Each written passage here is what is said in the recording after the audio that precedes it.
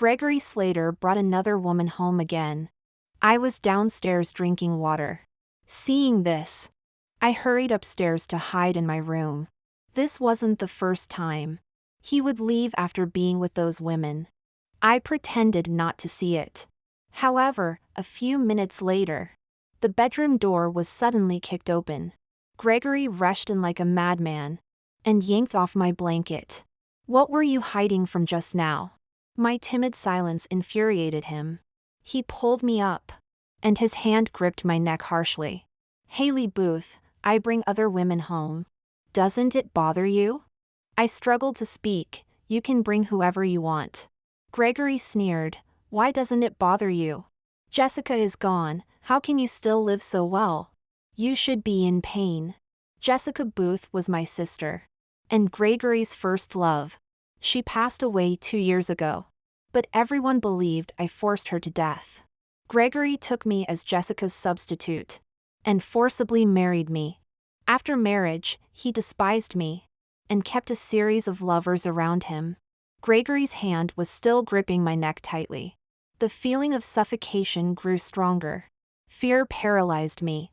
Suddenly, I felt my body lighten, and my consciousness returned. Gregory was pulled away and thrown to the ground. Lucas White grabbed his neck, just like he had grabbed mine.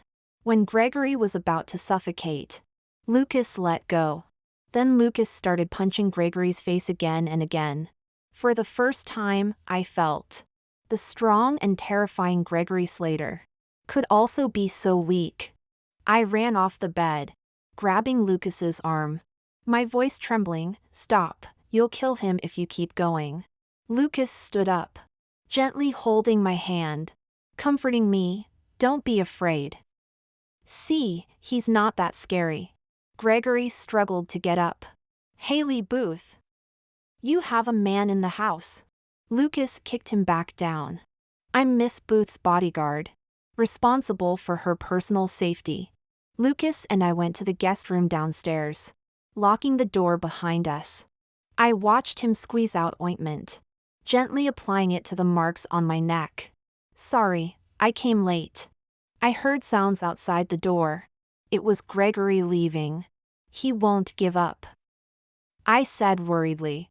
Lucas shook his head. "It's okay, I'm not afraid of him. And I won't let him hurt you." Suddenly my phone rang. It was a call from the Booth family. My mother's scolding voice came through. "Hayley, did you make Gregory angry again? Men will always fool around outside. Just endure it and it will pass. Your priority is to hurry up and have a child." My father chimed in. "We've raised you for so many years. How can you be so ungrateful?" I listened numbly to their reproaches. Suddenly a hand reached out from beside me, pressing hang up for me. "Hayley, don't listen. They are not important, you are the most important." I am the most important. There was once a person who said the same thing to me. The Booth family's company now relies entirely on the Slater Group's support. I am only the adopted daughter of the Booth family. After my sister Jessica passed away, the Booth family, in order to continue clinging to the Slater Group, forced me to marry Gregory using the debt of raising me. Gregory not only didn't oppose, he was very willing. I have no family, no friends, no one to help me. One night a week ago, Gregory messaged me to bring him some hangover soup. I guessed he didn't really want the soup, just wanted to torment me. I mixed some salt in plain water, packed it and brought it to him. In the bar, Gregory was holding a delicate beauty in his arms, feeding her drinks. His friends saw me and started teasing. "Gregory, she really came to deliver it? She's always obedient, comes whenever called." Gregory chuckled. The woman in his arms glanced at me, then indifferently looked away. Gregory's dislike for me was no secret in their circle. I said nothing, gently placing the thermos on the table. Gregory opened it, carefully blew on it, and pushed it to the woman beside him. "Weren't you feeling dizzy? Drink up." The woman coyly said, "It's all your fault, making me drink so much." She took a small sip. I closed my eyes, unable to watch.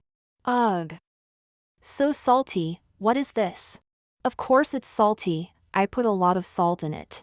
Hayley, you did this on purpose. Gregory shouted angrily. Whenever I brought him soup before, he always threw it straight into the trash. Who could have thought, this time he gave it to someone else. Hayley Booth, if you didn't want to bring it, you shouldn't have. Why play these little tricks? The woman pouted and whined to him. To vent his anger for the woman beside him, Gregory pointed to the bowl of hangover soup and ordered, "Drink it." I timidly picked up the thermos and drank it without flinching. I couldn't taste anything. I had forgotten when I lost my sense of taste. Probably shortly after marrying Gregory. Seeing my submissive demeanor, the surrounding people jeered even louder. She really drank it, so obedient? Gregory coaxed the woman beside him, "Is that okay now?" "Humph, I won't bother with her." Leaving the bar, I walked down the street in the wind. Suddenly I vomited up a mouthful of water. The salt water burned my stomach, and my eyes went dark, and I lost consciousness. When I woke up, I found myself in a hospital. "Miss Booth, are you feeling unwell?" A male voice sounded beside me. That was the first time I met Lucas White. "Thank you," I said gratefully. Lucas didn't find it troublesome, but stayed with me until the 4-drip was finished. He glanced at the bruises on my arm, frowning. "Miss Booth, would you consider hiring me as a bodyguard? I can protect you, and won't let anyone hurt you." I pulled my sleeve down to cover the marks. No one dares to offend that person. I had hired bodyguards before, but they all dare not offend Gregory. Lucas's expression was serious and earnest. "I'm not afraid of him." I smiled bitterly. "Do you know who he is? No one can hurt you." "What if he is my husband?" I asked again. Ding! This novel reminds you to click the subscribe button in the bottom right corner to read the complete novel. Household matters are hard to handle. Lucas emphasized, "I mean anyone." In the end, I still hired Lucas as my bodyguard. I didn't expect him to deal with Gregory. But at least when I'm about to die, yet don't want to die, there would be someone who, like today, could take me to the hospital. Even if one day I die, I won't rot at home without anyone knowing. Gregory wouldn't let it go after being hit. The next day, the police came knocking and took Lucas away. He told me, "There won't be any trouble. I'll go with you." Gregory had someone investigate Lucas. He wanted to use the same old tricks as before, to intimidate and threaten the people around me. But he found that Lucas had no family, no academic records, no employment information. The only job he had was as my bodyguard. But he did have a legal identity. He was 26 years old, registered in the suburbs of the city, parents deceased, no other relatives. Not even any acquaintances. Without a weakness, there was nothing to threaten him with. Gregory chose to call the police, accusing him of intentional harm. When the police questioned, I showed the scars on my neck and took out my phone, playing the surveillance from last night. The room's lights were off, the footage was unclear, but it showed Gregory initiating the attack on me. "Hayley, you installed surveillance in the room." Gregory was in disbelief. Not just in the room, I had installed surveillance in many places in the villa. Gregory is my husband, which made it difficult for the police to handle. But fortunately, Lucas was fine. He was stopping Gregory's violence. Leaving the police station, Gregory gave Lucas a warning look. "You better not let me catch you." Lucas responded nonchalantly. "You better not let the law catch you." When I was 12 years old, I was adopted by the Booth family. Their biological daughter, Jessica Booth, really disliked me. I overheard her crying and arguing with her parents. "Why did you adopt another child? Do you think I'm not going to live long, so you want someone else to replace me? I hate her, make her leave." Her parents patiently comforted her. "We are worried that something might happen to you at school, so we specifically found someone to take care of you. If you don't like her, just treat her as a nanny." From then on, I became Jessica's follower and personal nanny. The Booth family had maids to do the housework. But Jessica wanted to torment me, always ordering me to wash her clothes and clean her shoes. Whenever things didn't go her way, she would hit and scold me. Once, when I was cleaning her room and missed a piece of paper, she threw a photo frame at me. The sharp edge cut my head, and blood dripped down. Every time I made her angry, her parents would make me kneel in the yard to reflect. They said, "We provide you with food and clothes, you should be grateful. You are Jessie's servant, you need to take good care of her and not upset her." At school, I was also her follower. I fetched water for her, carried her backpack, and ran errands. During the 10-minute break, she would suddenly order me, "Go buy 5 cups of milk tea for me and Mabel." Her friends would mock me, saying I was Jessica's dog. Actually, these things weren't a big deal to me. As long as I had enough to eat, clothes to wear, and could go to school, I was satisfied. This kind of life continued until my junior year of high school. One noon after school, I ran a long way to the restaurant Jessica specified to buy her lunch. In the scorching summer, I ran all the way from the school gate. Sweat soaked my hair and dripped from my chin. If I took too long, Jessica would get angry again. While climbing the stairs, I was so tired that I didn't lift my leg high enough and missed a step. When I fell, my knee hit the step, and blood seeped through my pants. The packed lunch spilled all over the place. I broke down and cried. I didn't know if it was because of the pain or because Jessica's lunch was ruined. At that moment, Gregory appeared. At 17 years old, he was cheerful and not yet a madman.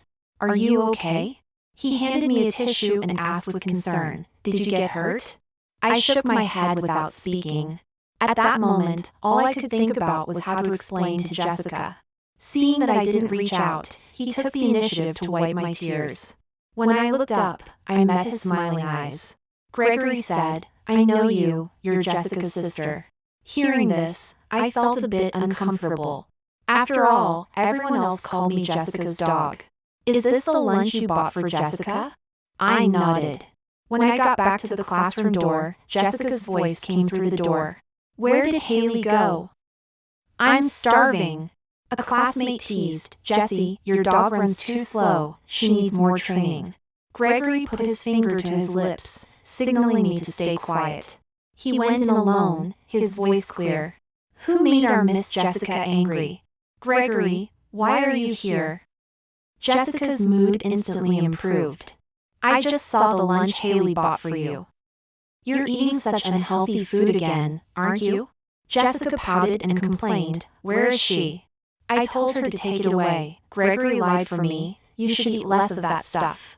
I just wanted her to run far, and you made her take it away. "Now I'm hungry," Jessica complained. Gregory placed a thermal lunchbox he brought in front of Jessica. "This is from my family's chef, isn't it your favorite?" Jessica was instantly appeased and stopped caring about me. I didn't have any friends, and Gregory became my first friend. He would speak up for me when Jessica bullied me. When Jessica made me run far to buy things, Gregory would directly call someone to deliver them. When I was scolded by my adoptive parents, he would patiently comfort me. I think I liked him. On the eve of graduation, Gregory asked me if I wanted to apply to the same university as him. Jessica's health isn't good, so she definitely won't go far from home. We can go to University C together, get away from it all, so your parents won't be able to hit and scold you every day. He joked about getting away from it all, but it made my heart race. I agreed. During the summer vacation after the college entrance exam, Jessica didn't trouble me for once. I found a part-time job to earn some money for living expenses. After all, I was already 18 years old, and technically, the Booth family didn't need to support me anymore. That night, I worked late, and when I got home, I unexpectedly overheard my parents talking in the study. My adoptive mother said, "Hayley is an adult now, we don't need to take care of her anymore, especially since Jessica's health hasn't had any issues." My adoptive father hesitated, "Let's wait a bit longer, it doesn't cost much to keep her. If Jessica's heart has problems in the future, Hayley can be useful. Even if not, marrying her off can also bring in a lot of money." When Jessica was 12, she was diagnosed with a heart condition. Because she was young and it was caught early, it could be treated conservatively. But the Booth parents were still worried and secretly looked for a matching heart donor. I was the best match. They adopted me from the orphanage, treating me as a potential heart donor for Jessica. I didn't know how I walked back to my room. I was very scared. What if my adoptive parents really wanted me to donate my heart? They raised me. What reason did I have to refuse? Even if I disagreed, could I really resist the power of the Booth family? The next day, I ran to find Gregory. Besides him, I didn't know who else I could turn to for help. However, in front of the Slater family villa, I saw two people kissing. Jessica complained, "Aren't you going to University C with Hayley?" "Why are you kissing me?" Gregory said helplessly. "Jessica, don't be unreasonable.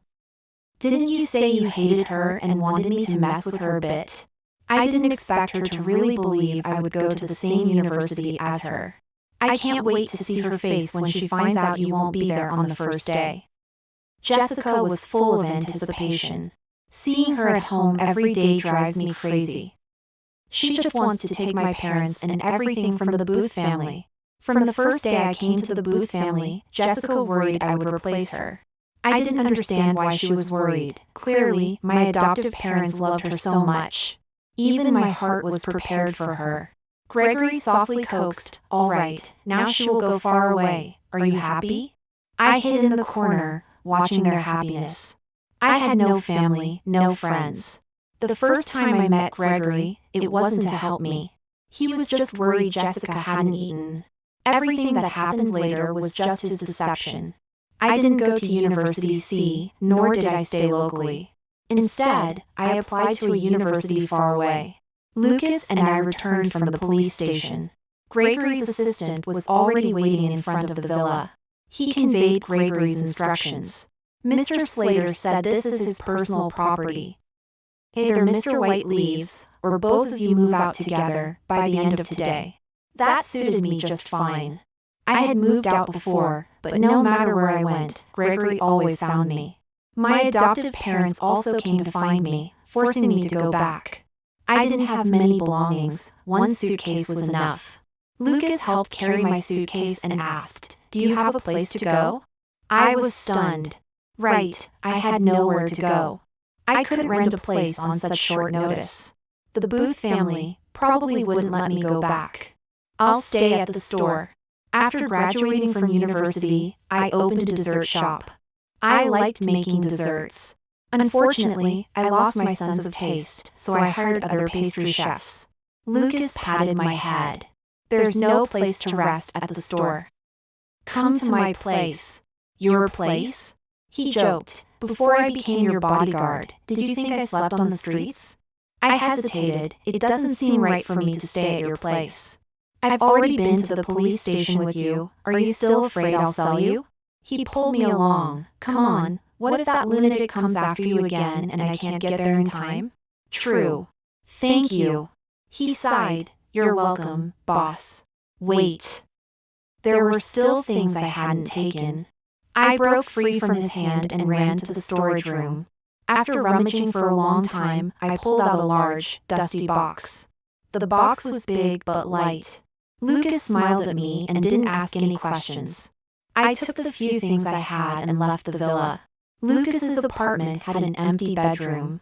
While unpacking, I opened the long sealed box. Half of it contained a cotton doll. The rest were badges, colored paper, and handmade crafts.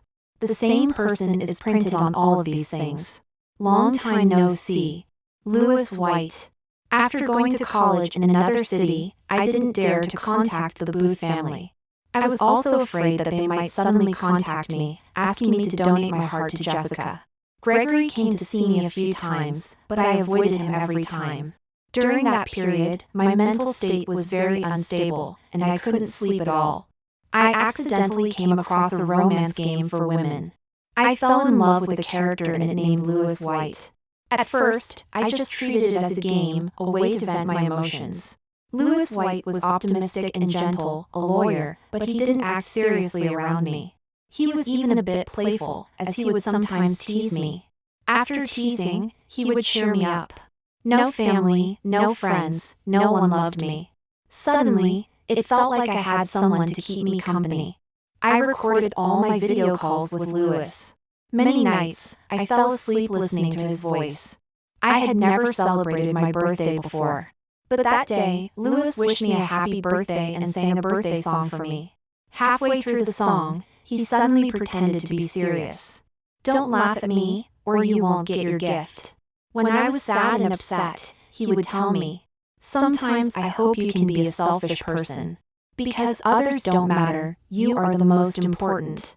I was introverted, self-abasing, and timid. Lewis told me, "You're so cute, everyone likes you." I gradually became addicted to it. Even because my profession in the game was a pastry chef, I fell in love with making desserts. I started eating well, studying well, and living seriously like a normal person. I gradually became cheerful and made friends. On Lewis's birthday, I customized a standee of him. I bought a small cake and celebrated with him. When the game announced it was shutting down, I cried for a long time. It felt like I was breaking up. On the day I said goodbye to Lewis, he said, "The space-time tunnel is closing, but I won't disappear, and love won't disappear. We will meet again in the four-dimensional world." After graduation, I went to a dessert shop to study and work at the same time, leading a peaceful and stable life. I had learned to love myself. So when my adoptive parents found me, asking me to donate my heart to Jessica, I said, no. Jessica's heart eventually had problems. When I saw her, she was lying weakly on the hospital bed, no longer showing her once spoiled appearance. Facing critical condition again and again, approaching death time and time again. Her eyes were lifeless. Whether she lived or died, she just wanted an end. My adoptive father scolded me, "We raised you for so many years, now it's time for you to repay." If I had known you were so ungrateful, I wouldn't have brought you back then. I will repay the kindness of raising me. I will transfer money to you and take care of you in your old age. But I won't give up my life. My adoptive mother even begged me, "Hayley, you don't have any relatives anyway, why not reunite with your biological parents underground sooner?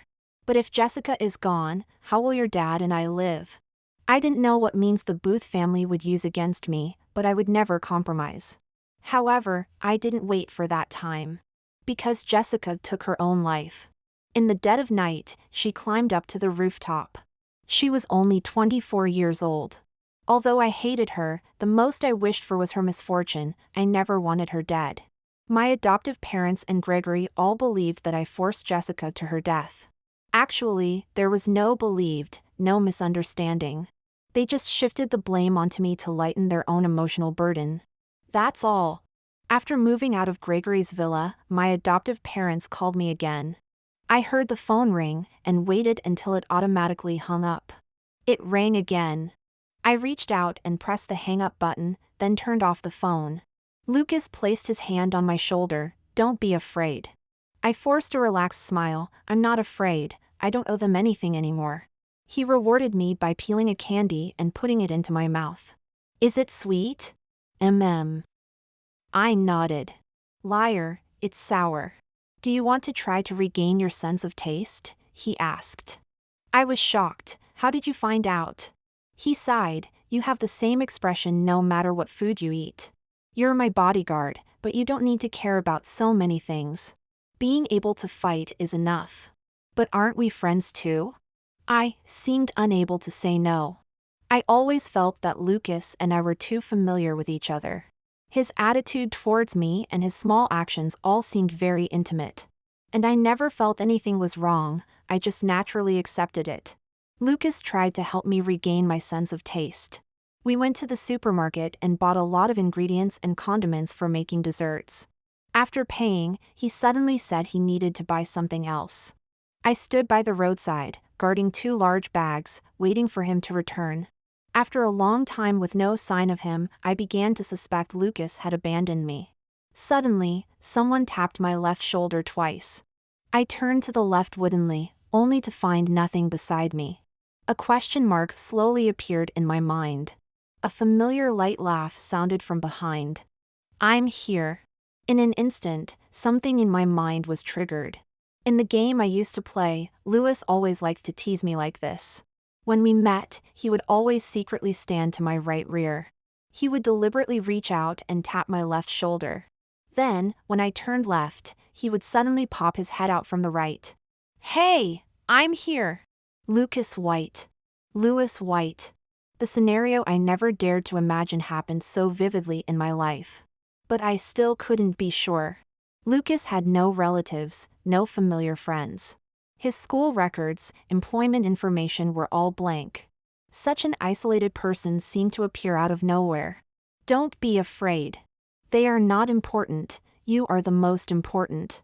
"Hey, I'm here!" My tears burst out instantly. Lucas held an ice cream in his hand. "If you don't eat it, it's going to melt." I turned around and hugged him around the waist. Tears smeared on his clothes. Such an unbelievable thing, I dared not ask. I only tentatively said, "I'm sorry, I didn't recognize you." He was faster than me, gently saying, "Hayley, don't say sorry. Your heart recognized me before your eyes did." Lewis reached out and rubbed my hair. "Because you recognized me, you relied on me, trusted me." When did I stop missing Lewis? Probably after I married Gregory Slater. After Jessica passed away, I was the only foster daughter left in the Booth family. My adoptive parents forced me to marry Gregory to protect the Booth family's interests. Gregory hated me, so he married me. The most powerless thing is learning to resist, only to find that you can't resist. The few friends I had all faced crises. A college roommate's father was suddenly fired from his company for no reason. When he tried to find another job, every resume fell into a black hole. Without a stable job, his family's mortgage and car loan couldn't be paid. A senior startup company was targeted for no reason, facing bankruptcy. A girl who used to have meals with me in school got into a lawsuit during a critical period of civil service exams. And after I agreed to the marriage, all their problems were solved. After marriage, Gregory never cared about me, he didn't even say more than a word to me. He lived in the master bedroom, bringing different women there every day just to provoke and retaliate against me. I shrank in the guest room, trying to be invisible, and we managed to coexist peacefully. In the 3rd month after our marriage, Gregory got drunk and barged into my room. "Hayley Booth, can you endure that much? I bring those women back, doesn't it hurt you? Do you just watch me sleep with others?" As he spoke, he tore at my clothes. My screams, cries, and struggles were all in vain. He said himself that touching me was disgusting. He said himself that I could never compare to Jessica. He also said himself that he would rather touch women outside than look at me. But what did he want now? In the struggle, I saw Lewis's cardboard cutout standing in the corner. Across time and space, he looked at me with pity. His hand desperately reaching out to me, but unable to touch me. My mouth opened and closed.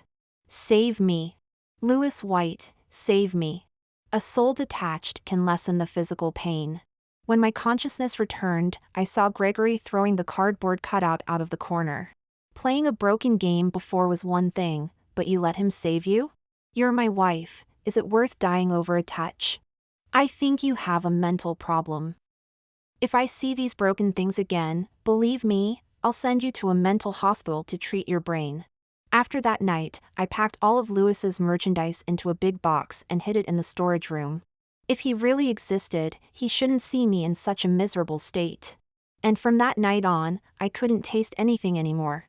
But now, Lewis truly appeared by my side. We tried making desserts again in the apartment. I made them, he ate them. I took a bite, couldn't taste anything, then let him try. When it was sour, he couldn't help but close his eyes. When it was bitter, he would frown. When it was salty, I must have mistaken salt for sugar, and he would cough from the saltiness.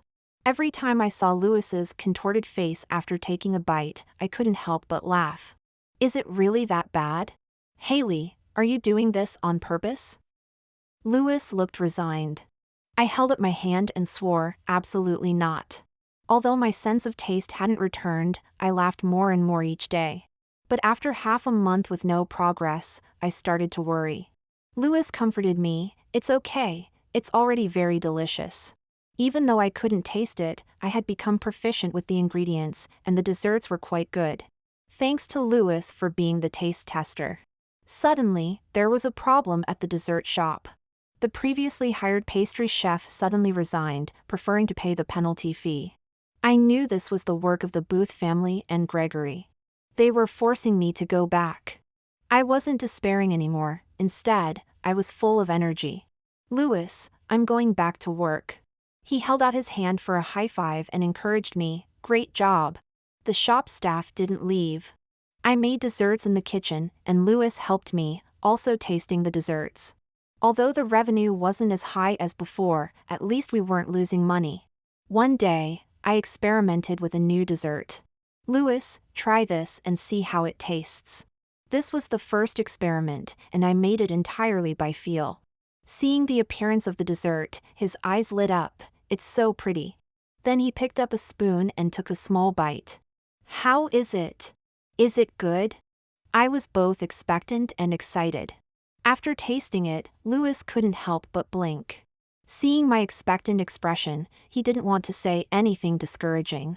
He could only nod with a guilty conscience, then swallowed it down, his eyes tearing up. Seeing Louis nod, I finally breathed a sigh of relief and casually took a spoonful and put it in my mouth. Instantly, my mouth watered. "Ah, you liar, it's so sour." As soon as I said that, we both froze. Two people, both making contorted faces from the sourness, looked at each other. I took another spoonful of sugar and put it in my mouth. "Sweet." My eyes widened. "It's sweet." He nodded lightly and smiled. "I guessed it. When you taste something sweet, your eyes light up." I consulted a lawyer and drafted a divorce agreement, sending it to Gregory. The divorce terms were simple, with no property disputes. The Slater family's assets never belonged to me. As for the profits he gave to the Booth family over the past 2 years, that had nothing to do with me. If he doesn't let me go, then I'll have to file for divorce. Gregory had no reason to maintain this marriage. He simply didn't want me to have a good life. Filing for divorce, he would certainly obstruct it, making it even more difficult. Louis said softly, "Don't be afraid, I'll be with you." "Will you always be with me?" I asked. Louis fell silent. These days, I had asked him how he came to this world and how he became Lucas. He always avoided answering, only telling me, "Hayley, you just need to know that I will always love you, and that's enough." I didn't know how he got here. So I was afraid that one day he would suddenly disappear. Mr. and Mrs. Booth came to the door, as I expected. Gregory wouldn't bother to come and entangle with me himself. He would have the Booth family pressure me, then watch me obediently return. Louis wasn't home. I politely poured tea for Mr. and Mrs. Booth. But they were not polite. "Hayley, why are you giving up being Mrs. Slater? What are you thinking? When Gregory really abandons you, you'll regret it." I said, "Mom, 2 years ago, I didn't want to get married, and I didn't want to be Mrs. Slater. 2 years ago, I married Gregory according to your wishes, and I've already repaid the favor. This is the last time I'll call you Mom and Dad. From now on, if we meet, let's pretend we don't know each other." Mr. Booth angrily smashed the cup. "You're not our biological daughter, you can't be raised properly." If Jessica were still here, she would definitely be more obedient and sensible than you. "Why wasn't it you who died?" I sneered. Even if Jessica were still here, she might not have married Gregory. Jessica liked the Gregory from high school who cared for her and liked her. Not the disgusting lunatic he is now. Mrs. Booth's eyes reddened, and she pointed at me. "You're talking nonsense. Jessica and Gregory had such a good relationship. If you had died instead, everyone would be happy. You ruined everything by yourself. You drove my daughter to her death." I looked at her mockingly. "Do you really not know why Jessica took her own life?" "What do you mean?" Mrs. Booth was at a loss for words. "You and Gregory together drove her to her death. The truth is clear in your hearts, and Gregory knows it too. You just don't want to admit it and pretend to be deeply in love, deceiving yourselves." Mrs. Booth, still having feelings for her biological daughter, lost all her arrogance and cried, covering her face. Mr. Booth, enraged and ashamed, raised his hand to hit me. "Scoundrel!" I picked up the fruit knife from under the coffee table and pointed it at him. He immediately withdrew his hand. "What are you trying to do?" Try it? I laughed lightly. Do you think you can kill me? I threatened. I said, you can try. We are not as weak and powerless as we think. It's just that fear has bound our hands and feet. Even adults wouldn't dare approach a child waving a knife wildly, let alone an adult. Fine, we went through so much trouble to raise you, and you turned out to be an ungrateful wretch, biting back at us. I stood with the knife, facing them down. At that moment, there was a noise at the door. Lewis had returned. He quickly walked over, took the knife from my hand, and stood in front of me. Mr. Booth saw this and was incredulous. Hayley, are you living with a man outside? Tell me, are you having an affair? How shameless can you be? No wonder Gregory doesn't like you. Enough, Lewis interrupted. Gregory cheats outside and has a messy private life, and you say all men are like that, telling her to endure it. Hayley hasn't done anything wrong, yet you call her shameless. Whose family are you really? Mr. Booth was furious. And who are you? We raised her, and she should repay us. I advise you not to meddle. The Slater family and Booth family are not people you can offend. Lewis sneered. Even biological parents don't have the right to force their children to sacrifice, let alone a foster relationship with ulterior motives. You. Mr. Booth was rendered speechless. I couldn't stand it any longer and pointed to the door. I said, we have nothing to do with each other anymore. You're not welcome here. If you don't leave, I'll call the police. Lewis toyed with the knife in his hand. Please, go. Mr. and Mrs. Booth, fearing we would really go crazy, left in a sorry state. I slowly exhaled. We drove them all away. He rubbed my face. Hayley is very brave. They adopted you with ulterior motives. Even if you owe them, you've repaid enough. Don't let them morally blackmail you. They're not important. Jessica met with me once before she died. She apologized for the harm she had caused me. She said sorry, but she still hated me. When Jessica was 12, she was diagnosed with a heart disease, and I was brought into the Booth family. She always felt that I was there to replace her.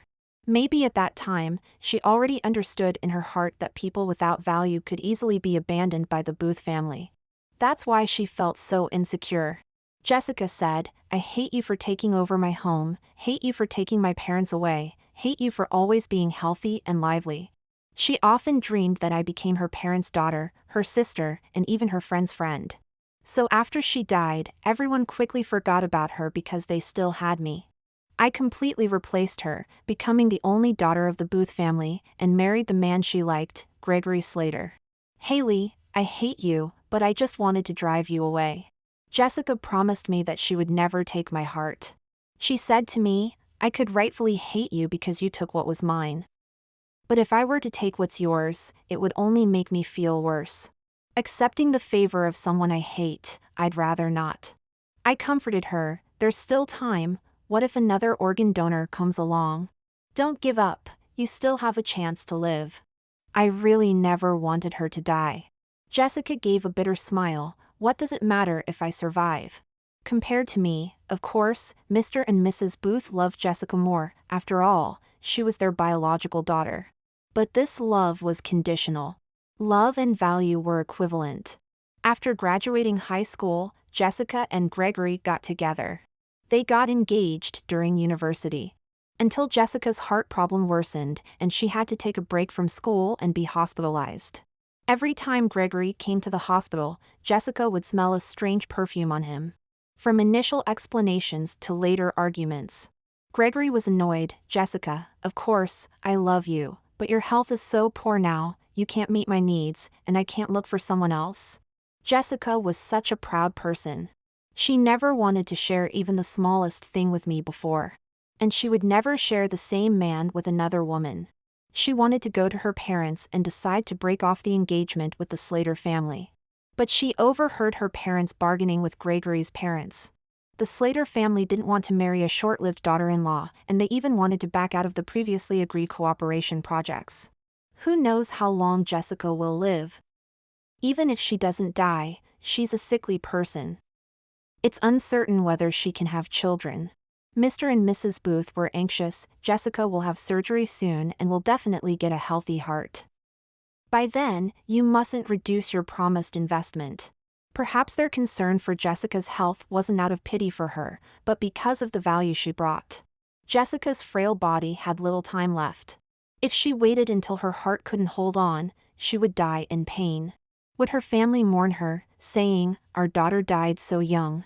Or would they blame her, saying, "She was so useless, why couldn't she hold on a bit longer?" Jessica is gone, so we have to find the next one. In the end, Jessica chose to end her life early before her heart completely failed. Gregory was reluctant to sign the divorce agreement, so I had no choice but to go through the legal process. Lewis said, "Either you get divorced, or you become a widow." I was shocked. "Are you going to assassinate him?" He pretended to be sinister. "It's not impossible. The best result for me would be to get rid of Gregory. But I always felt that it would be too easy for him.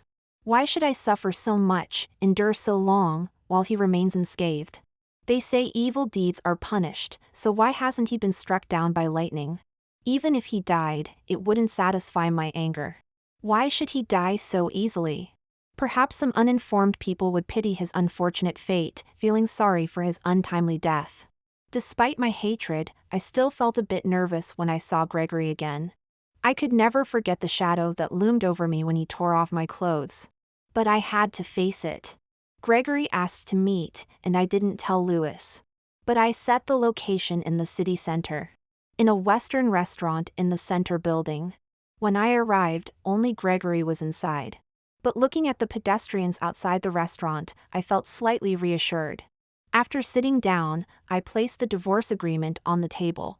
Gregory's expression was still so sullen and fierce. "Why do you want a divorce? Is it because you're having an affair with that bodyguard, Lucas White?" He immediately shifted the blame to me. "Lucas is my bodyguard," I defended. I never doubted the love between Lewis and me, but I didn't want him to be tainted. I had to divorce Gregory first. "Then why do you insist on a divorce?" Gregory didn't pursue the issue with Lucas further. In his view, someone with average looks, no education, and no background was not a threat. I frowned slightly. "You're strange. Do you like suffering? Do you enjoy being humiliated, belittled? Do you like being threatened, forced, and violently treated over and over again? Do you like living a life of pain and despair with no end in sight? I don't care if you like it or not, I don't like it. That's why I want to leave you." I wanted freedom. I wanted dignity. I wanted to be treated gently. I wanted every day to be filled with sunshine and a clear path ahead. Gregory was silent for a long time before he said, "I know I wronged you, it won't happen again." I widened my eyes in shock. His apology was unexpected. When a villain apologizes, it doesn't necessarily mean he truly knows his fault. It's more likely he wants to achieve his goal by temporarily lowering his head. "Hayley, during those years in college, I looked for you. I didn't mean to deceive you into going to University C. In my youth, I did have a slight crush on him. But that little crush vanished when I found out he lied to me. I once liked such a disgusting person, I really didn't want to admit it. I lied to you too. I never planned to go to University C, I was just playing with you." I lied without changing my expression. "I don't believe it." Gregory said firmly, "Hayley, you used to like me." "I didn't, you're too narcissistic." I continued to lie. "At that time, I just didn't have many friends, and you happened to come along, so I used you for fun." I said, "I don't believe it." "You brought me water on the playground in high school, did my homework for me, and even shared your secrets with me." Gregory was immersed in his own world. "I know you're mad at me. After we got married, I brought other women home just to get your attention.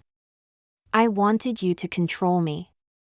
I got angry at you because I saw you didn't care about me at all. Hayley, I want you to love me like before." I couldn't understand his logic, but "I don't love you. Are you upset because of Jessica? She's already dead. You and she mean different things to me. It has nothing to do with Jessica, and besides, there's nothing about you worth liking," I said truthfully. Gregory responded, "I'm sorry, I know I hurt you. If you're angry, I can make amends. Hearing this, I was a bit moved. I already hated him, why shouldn't Gregory pay any price? I lost so much, endured so much pain, and in the end, all I got was a divorce. But he only needed to divorce, without any loss. Are you really willing to make amends? I probed. Yes. I looked out the window, we were on the 18th floor. In that case, jump out of the window. Gregory was choked, his face turning red without saying a word. Can't do it? I asked. Choose another way. I nodded, then stab yourself, anywhere will do.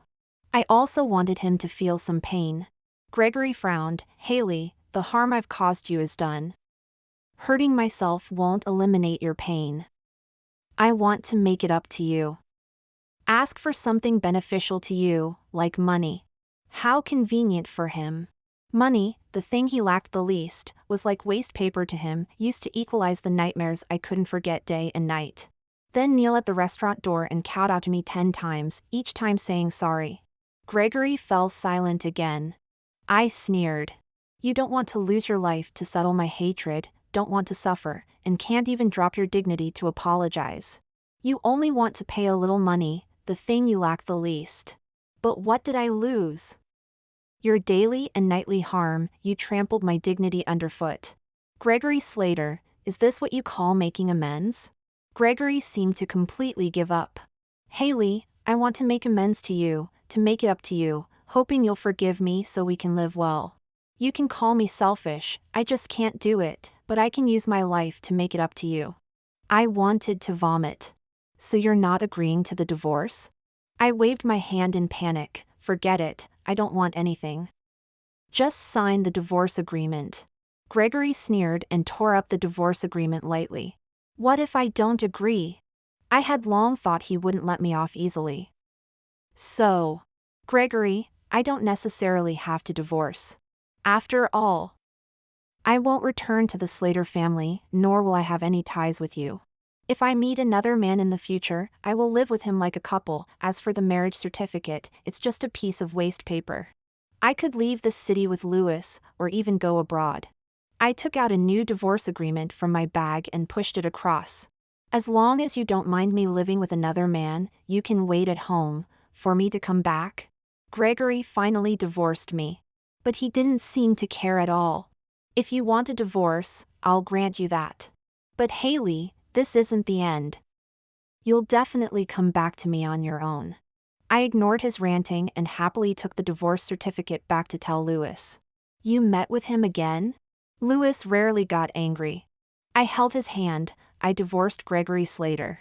He sighed. The result is good, but you should have let me go with you. What if it was dangerous to meet him alone? I know. I made preparations in advance. The meeting place was in the city center. I brought a fruit knife and secretly installed a micro camera on my clothes. Lewis nodded. I know, Hayley is very smart and very brave, but I still worry. With the divorce, the last shackle on me was gone. I was completely free. The dessert shop's business was getting better and better. Lewis and I researched new products together and went home together at night. Just when I thought everything was over and I was stepping into a new life, Lewis disappeared. He said he was going out to buy a bottle of Coke and would come back to make chicken wings for me. But he never returned. No one answered his phone. Suddenly, someone knocked on the door. I breathed a sigh of relief. Lewis. I opened the door, only to find Gregory. He curled his lips into a smile that made my whole body shiver. Who are you looking for? Hayley, I said that divorce doesn't mean the end. Come back with me now, and he won't be in trouble. What did you do to him? I questioned. Gregory chuckled. As long as you obey, he won't be harmed. If you insist on resisting, I can't guarantee his safety. Gregory, this is a crime. What crime have I committed? I'm not the one who took him, nor the one who wants to kill him. What evidence do you have to prove it's related to me? Why are some people born so lucky? As long as they have money and power, they don't have to bear any responsibility for their evil deeds? I'll go back with you, but I need to see him first. Gregory frowned and said nothing. If you don't agree, I won't leave. I might as well die and accompany him. He was helpless. Don't always talk about death. There's obviously a better solution. I put on a jacket. It was the same one I wore the last time I met Gregory. The car drove to an abandoned factory in the suburbs. I immediately pressed my phone and sent an emergency message and location to the server at the dessert shop. I reminded her to call the police. She had worked at the shop for a long time, and we were quite familiar with each other. Seeing Louis safe and sound, I ran over and hugged him in fear. Hayley? Louis, are you okay? He patted my back. Don't worry, I'm fine. It's them who are in trouble. Several kidnappers were lying on the ground in disarray. Groans filled the air. Let's go, I tugged at his arm. We should leave first. Louis seemed unhurried, only comforting me. Don't be afraid. He looked at the person following behind me. Ha, Mr. Slater, no wonder you're a lawless rogue. Gregory's eyes were bloodshot when he saw us hugging. I knew there was something wrong with you too. He tried to pull me away. I originally intended to spare his life, but now it seems he must die. Seeing his hand reaching out, I instinctively backed away. Louis directly raised a knife and slashed his arm. Hiss, a bloodstain instantly appeared on Gregory's hand. Louis easily twirled the dagger. The knife must have been taken from the kidnappers. He pushed me into a corner. Stay here. Gregory, already furious, became even more enraged after being cut.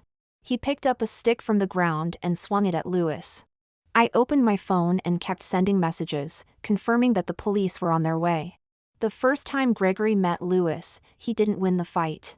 I paid you guys for what? Are you all dead? He was pinned to the ground by his neck, unable to fight back, only able to shout for the kidnappers to help.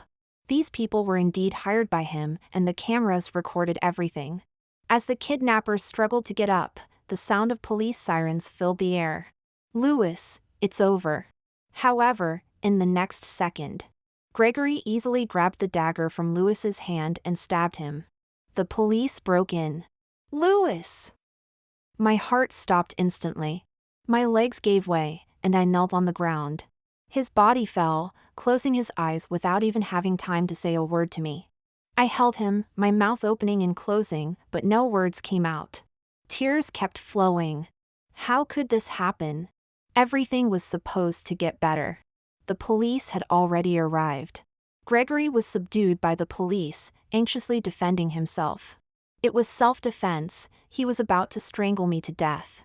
I just stabbed him once. Who would have thought he would die so easily? Suddenly, a familiar voice came to my ear. Hayley, don't cry. Lucas's body gradually lost its warmth in my arms. But Louis's spectral image stood before me. I raised my hand in disbelief, but couldn't touch him. Hayley, only you can see me. He squatted down, passing through my face, trying to wipe away my tears. That scum can't hurt me. But I have to leave. Why does it have to be this way? I asked. I traveled through time to love you. And now, I have to go back. Lucas's body was fabricated. It could only last for 3 months. 3 months, today was the last day. At the last moment of his life, he chose to die at Gregory's hands. Louis believed that death was the lightest punishment for a bad person. To die quietly, with no one knowing his crimes. The best way was to let the law judge him, expose his sins to the public, and let him be despised.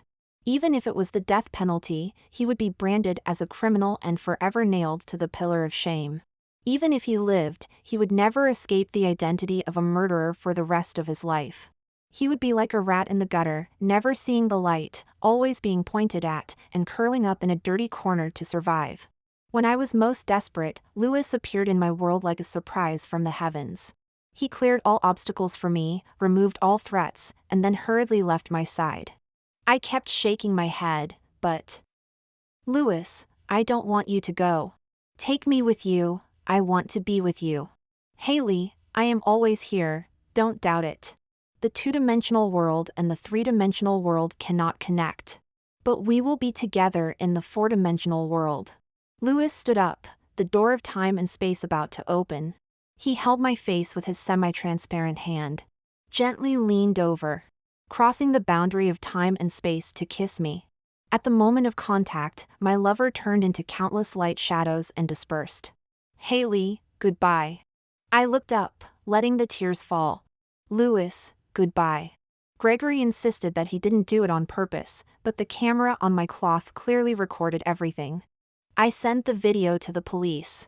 Those kidnappers were hired by him. It was also him who made the first move in the factory. Originally, Gregory would only have to bear the charge of murder. However, the police discovered that those people were not ordinary kidnappers but fugitives involved in major cases, each with multiple murders on their hands. Gregory spent a lot of money to hire these people because they were not afraid of carrying murder charges, and he could escape legal punishment himself. Gregory alone had no way to contact these kidnappers. The police suspected that there were unsavory elements within the Slater group and launched a series of investigations. I watched the social news.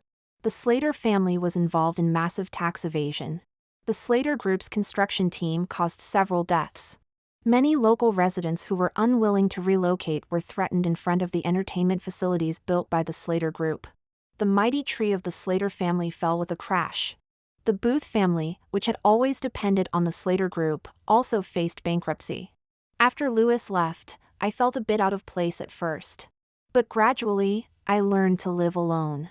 I also made new friends and would go shopping with them during my free time. Life was peaceful and stable. Every day brought something happy. Except I missed him a little. Louis entered my life twice. The first time, he taught me to love myself. The second time, he pulled me out of the abyss. Years later, I opened my fourth dessert shop. And I still haven't married. I think I will never fall in love with anyone else in this lifetime. Besides, what if Louis gets angry in another world? Louis, I am doing well, please don't worry.